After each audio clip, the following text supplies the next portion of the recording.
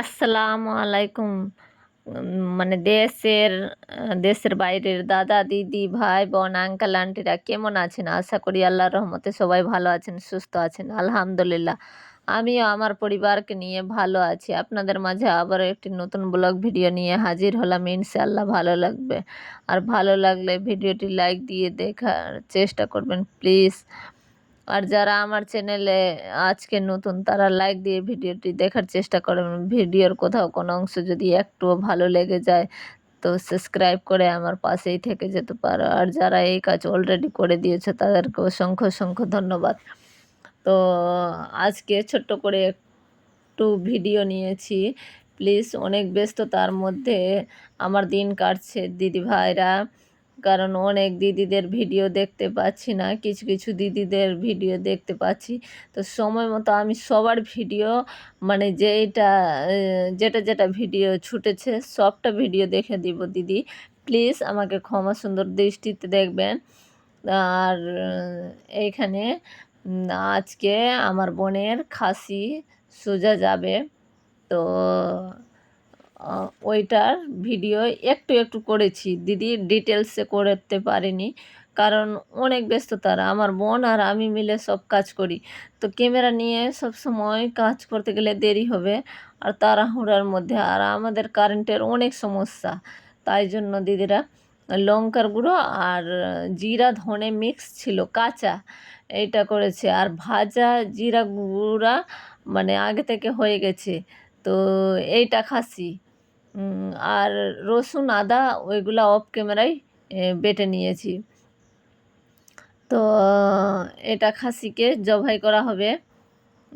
আর এই যে এখানে মোরগের মাংস হচ্ছে কড়াইয়ে, 4টা মোরগের, মানে বেশি বেশি মোরগ, বেশি বড় বড় মোরগ ছিল না।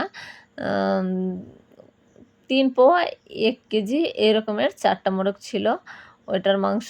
আর এটাতে গরুর ওইটা নামালে, আর যদি ভিডিও কোথাও ভালো লেগে যায় মানে এইসব দৃশ্য দেখতে, তো প্লিজ বন্ধুরা ক্ষমা সুন্দর দৃষ্টিতে দেখবেন। কারণ আমি ভাবলাম যে আমার দিদিদেরকে ভাল লাগবে, আর যদি আমার দিদিদেরকে একটুও খারাপ লাগে তো প্লিজ বাজে মন্তব্য করবেন না। আমি জানি আমার দিদিরা আমার ভিডিওতে এসে কোনো দিদি বাজে মন্তব্য করে না, আরও অনেক অনেক ভালোবাসা দেয়, যে আমি কমেন্ট পড়ে 1 ঘন্টা শান্তি পেয়ে যাই, না খেয়েও চলে। কমেন্ট পড়লে আমি সত্যি দিদিরা অনেক খুশি হয়ে যায়। তো এই যে আমাদের ঈদগাহ, এটা ঈদগাহ মসজিদে খাসি সুজা হচ্ছে, এটা ঈদগাহের ভিতরে। আর বেশি লুক দেখাইতে আপনাদেরকে আগের ভিডিওতে বলেছি যে আমার পরিবারে এখন কেউ জানে না যে আমি ভিডিও করি। তো এই যে এটা খাসির মাংস জবাই করে কেটে বাছা হয়ে গেছে। তো আর আমি সব সময় এখানে থাকি না, কোনো জিনিস আনতে আবার যদি ভুলে গেছি তো আবার দৌড়ে বাড়ি যাচ্ছি, বাড়ি থেকে আসছি। মানে বেশি দূরে না, তাও তো যেতে আসতে একটু কষ্ট হয়।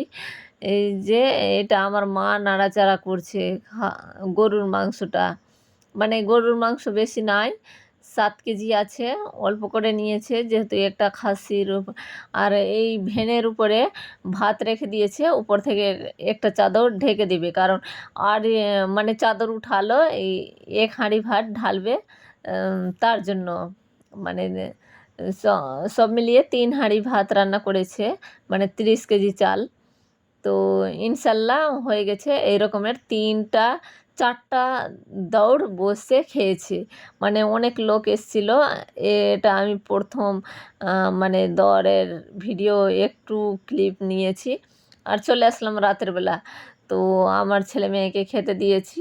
এই যে এইখানে আছে এইটা খাসির মাংস, গরুর মাংস আমার ছেলে মেয়ে খায় না, তাই জন্য নিয়ে আসলাম না আমার বোনের থেকে। আমার বোনকে বললাম ওইখানে খেয়ে নিব, তো বললো কি না তুইও এখানে আরাম করে, আমার ছেলে মেয়ে যেহেতু তাড়াহুড়া করে খেতে পারে না তাই জন্য বললো উপরে ভালো করে খাওয়াও ওদেরকে। তো এইটা মোরগের ওইখানে খেয়েছে, কিন্তু অল্প করে নিয়ে এসেছিলো, যেহেতু এরা হোস্টেলে আছে। আর বলে না কি বাড়ির বাইরে থেকে থাকলে ওদের মান সম্মান বেশি, ওইখানে খেয়েছে। তাও আমার দেবর উঠিয়ে রেখে দিয়েছে কি না আমার ভাতিজা ভাতিজি খাবে, ওদের জন্য রেখে দেব। আর ভিডিও বেশি বড় নয় দিদিরা, যদি ভিডিও কোথাও যদি একটু খারাপ লেগে যায় তো প্লিজ দিদিরা ক্ষমা সুন্দর দৃষ্টিতে আমাকে দেখবেন। আর আমি যাদের যাদের দিদিদের ভিডিও দেখতে পারিনি, তো ভিডিও আমি দেখে দিব গোড়া থেকে। এখন আমি ব্যস্ততার মধ্যে আছি, কাল থেকে যদি পারি তো দেখে দেব। আল্লাহ হাফিজ।